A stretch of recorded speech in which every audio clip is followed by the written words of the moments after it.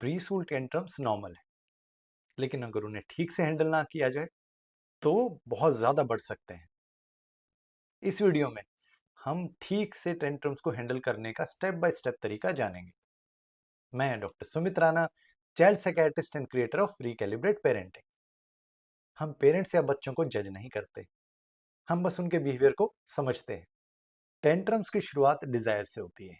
जब बच्चा कोई अपनी इच्छा बताता है और वो उसकी पूरी नहीं होती तो बच्चा टेंट्रम करता है। अगर आप पिछले वीडियो में बताए गए स्टेप्स को कंसिस्टेंटली अप्लाई करेंगे तो मुझे यकीन है टेंट्रम्स होंगे ही नहीं। लेकिन अगर फिर भी बच्चा टेंट्रम करता है जब उसकी डिजायर, उसकी जिद पूरी नहीं होती है, तो उन्हें कैसे हैंडल करना है इस वीडियो में हम वो सीखेंगे। और क्योंकि टेंट्रम एक बिहेवियर है तो हम सेम स्टेप से उसको डील करना सीखेंगे। टेंट्रम्स क्यों होते हैं? बहुत सारे रीजंस आपको बताएंगे। बच्चा थका हुआ है, बच्चे की इच्छा पूरी नहीं हो रही है, बच्चे की नींद पूरी नहीं है। लेकिन इनको एनालाइज करें तो एक कॉमन कॉज है डिस्कम्फर्ट। जब बच्चे की इच्छा पूरी नहीं होती है और उसको डिस्कम्फर्ट होता है तो वो परेशानी को एक्सप्रेस करने के लिए टेंट्रम करता है। परेशानी को एक्सप्रेस करने के लिए टेंट्रम करता है। बट ये एक बिहेवियर है, इसको कैसे हैंडल करना है? Same steps. क्लासिफाई। पहले हमें ये देखना है क्या ये बिहेवियर गलत है। हमें पता है, बहुत सारी सोशल मीडिया से अब हमें पता लग चुका है कि टेंट्रम एक डेवलपमेंटल इशू है और डेवलपमेंटली अप्रोप्रिएट है।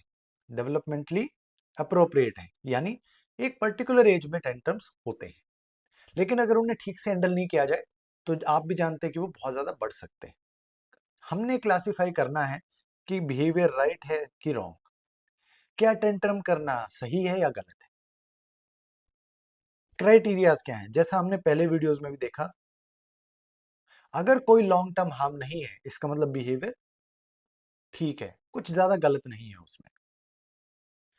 अगर उसका कोई पॉजिटिव या न्यूट्रल लॉन्ग टर्म इफेक्ट है तो हम कह सकते हैं बिहेवियर ठीक है, यानी टेंट्रम ठीक है। लेकिन टेंट्रम का तो लॉन्ग टर्म हार्म तो होता है अगर उसको कंट्रोल ना किया जाए। दूसरा, क्या अनसेफ है टेंट्रम?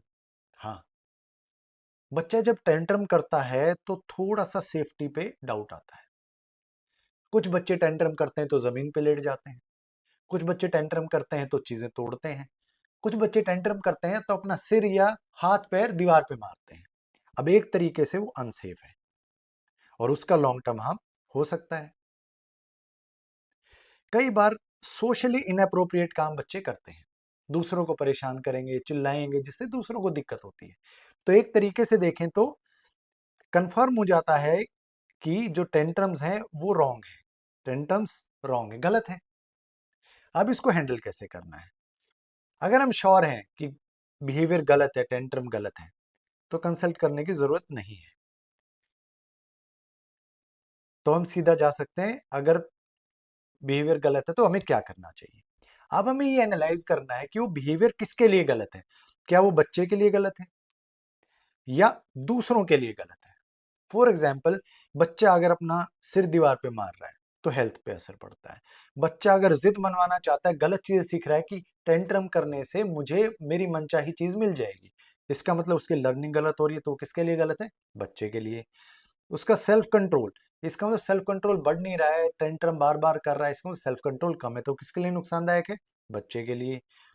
अदर्स के लिए, अगर आपको लगता है बच्चा कुछ ऐसा कर रहा है जो दूसरों के लिए डिसरिस्पेक्टफुल है, उनकी बाउंड्री की वायलेशन है। फॉर एग्जाम्पल, कुछ बच्चे परेशान होते हैं, दूसरे बच्चों को परेशान करना शुरू कर देते हैं, उनके बाल खींचेंगे, उनको थप्पड़ मारेंगे, धक्का देंगे, इसका मतलब वो बाउंड्री को क्रॉस कर रहा है।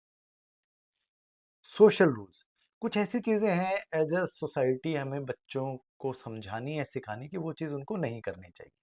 सोशल रूल्स, फॉर एग्जाम्पल गालियां देना, it is not right. Disrespectfully बात करना, ये सारी चीजें सोशल रूल्स में आते हैं। क्या वो गलत है? हाँ, बिल्कुल गलत है। वो दूसरों के लिए गलत हो सकता है, बच्चे के लिए डायरेक्टली गलत ना हो, लेकिन दूसरों के लिए गलत है। जिस तरीके का टेंट्रम वो शो कर रहा है, हम उसी बेसिस पे आगे बढ़ेंगे। अब हमने डिसाइड किया कि बच्चा जो है उसकी सेफ्टी के लिए गलत है। अगर उसकी सेफ्टी पे या किसी और की सेफ्टी पे बात आ जाती है तो उसे समझाने का कोई फायदा नहीं है। उस टाइम पे उसको फिजिकली रिस्ट्रेन करना पड़ेगा, फिजिकली रिस्ट्रेन करना पड़ेगा। कैसे कैसे करते हैं फिजिकल रिस्ट्रेन? बच्चे को गोदी में उठा लिया अगर छोटा है तो, बच्चे को जोर से हक कर लिया, उसके हाथ पैर पकड़ लिए, सिंपल है।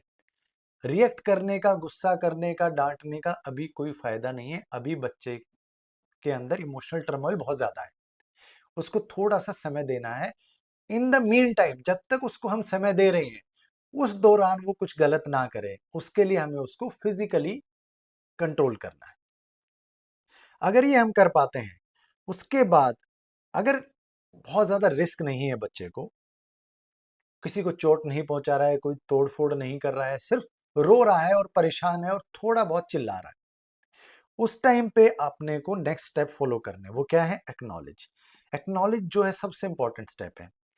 अगर आप पुराना वीडियो देखेंगे उसमें हमने एग्जांपल लिया था, बच्चा अगर आइसक्रीम खाने की इच्छा रखता है जब हम सुपरमार्केट में हो, तो उसमें दो टाइम पे टेंट्रम आ सकता है। पहला टेंट्रम आ सकता है जब हमने बच्चे को कहा हो कि आई एम थिंकिंग कि आपको इस टाइम पे आइसक्रीम अलाउ करना ठीक है, खिलाना ठीक है या नहीं। इसी चीज से भी कुछ बच्चों में टेंट्रम आ जाता है, वो परेशान होकर टेंट्रम थ्रो कर देते हैं। दूसरा होता है जब आप उनको सोच समझ के बाद में आपने ना कर दी हो, आपने कह दिया हो कि आइसक्रीम मैं नहीं खिलाऊंगी। ये दो सिचुएशन है जहां पे टेंट्रम आ सकता है, जब उसने अपनी इच्छा व्यक्त की हो।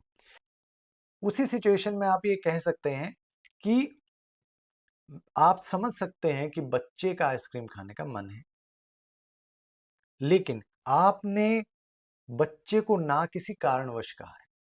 या तो बच्चे की तबीयत खराब है, या सर्दियां हैं, या फिर उसके एग्जाम आने वाले हैं जहां पे अगर वो बीमार हो गया तो उसका नुकसान ज्यादा हो जाएगा। तो उन रीजंस की वजह से आपने उनको ना किया है, लेकिन आप समझ सकते हो कि उसकी आइसक्रीम खाने की बहुत ज्यादा इच्छा हो रही है। एक्नॉलेज करना, आपने उसकी डिजायर को निगेट या इग्नोर नहीं किया है। आपने सिर्फ ये कहा है इच्छा गलत नहीं है, उस वक्त उस सिचुएशन में आइसक्रीम खाना गलत है। अगर आपने हाँ या ना ही नहीं किया है, आपने उसको सिर्फ कहा कि आप बस सोच रहे हो, आप बस सोच रहे हो कि आइसक्रीम खिलाएं कि ना खिलाएं, और उसी पे बच्चा परेशान होकर टेंट्रम थ्रो कर देता है। उसे लगता है कि अब तो मम्मी सोच के क्या, बगैर सोचे ही हाँ कर देगी। ऐसे सिचुएशन में आपको और ज्यादा पेशेंस से काम लेना है। इसका मतलब बच्चे की सेल्फ कंट्रोल काफी कम है। उसी स्टेप को फॉलो करना है और आपको कामली ये कहना है, अभी तो बेटा मैंने हाँ या ना किया ही नहीं है, अभी इससे क्यों परेशान हो रहे हो, और इतना वेट तो करना चाहिए। आपने उनको कहा कि आप एक्नॉलेज करते हो, आप मानते हो उनकी इच्छा है, लेकिन आपको ये भी बताना है कि कुछ उसके फायदे नुकसान है। अगर वो इतना भी वेट नहीं कर पाएगा तो लाइफ में उसका कंट्रोल बहुत पुअर होने के कारण वो परेशान ही रहेगा। उसके बाद डिसीजन अगर आपने सुना दिया है तो उसके सेम लॉन्ग टर्म कॉन्सिक्वेंसेज या जो उसके आइसक्रीम खिलाने के जो बैड इफेक्ट्स उसको हो सकते हैं, वो उसको दोबारा से बताने हैं। और ये उसी टाइम नहीं करना जब वो अपने पीक टेंट्रम के बीच में हो। आपको उस टाइम बताना है जब वो 5, 7, 10 मिनट तक थोड़ा शांत हो जाए। कोई जल्दी नहीं है उसके टेंट्रम को एंड करने की। टेंट्रम को अगर ठीक से टाइम दे के हैंडल किया जाए, it is a great opportunity to improve their self control. उनके सेल्फ कंट्रोल को बढ़ाने का टेंट्रम बेस्ट टाइम होता है। जो हम क्वालिटी टाइम की बात करते हैं, अगर आप उसको full patience, full love, full support के साथ उसके टेंट्रम को हैंडल करते हैं, that is the best quality time you can spend with your child. उससे बढ़िया क्वालिटी टाइम कोई नहीं होता। अगर वो थोड़ा शांत हो जाता है, अगर आपने कहा कि आप सोच रहे हो और वो शांत हो जाता है, बहुत बढ़िया। अगर वो नहीं मानता है, फिर आप कह सकते हैं वही स्टेप्स जो आपने पिछले वीडियोस में देखी। क्या? कि आइसक्रीम के अलावा, आइसक्रीम के अलावा जो आपने 3 ऑप्शन बताए थे, या तो चॉकलेट खा सकता है,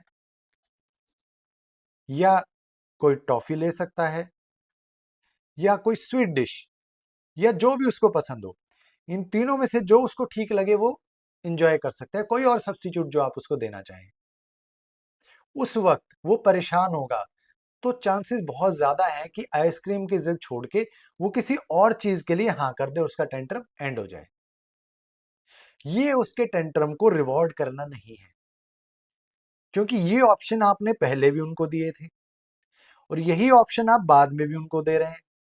इसलिए इस पे टेंट्रम को रिवॉर्ड करने का कंसेप्ट अप्लाई नहीं होता है।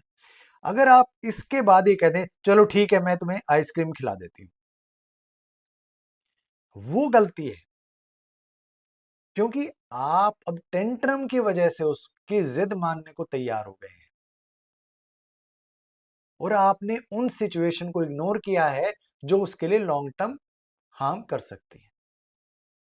ये क्लियर है। अगर आपने ना बगैर किसी रीजन के किया है, अगर आपने उसको शुरू में ही उसने कहा मम्मी आइसक्रीम खाने, मैं नहीं आइसक्रीम नहीं खिलानी, अगर बिना रीजन के आपने उसको ना किया है, तो चांसेस बहुत ज्यादा है कि उसके टेंट्रम करने के बाद आप उसको आइसक्रीम खिला दें।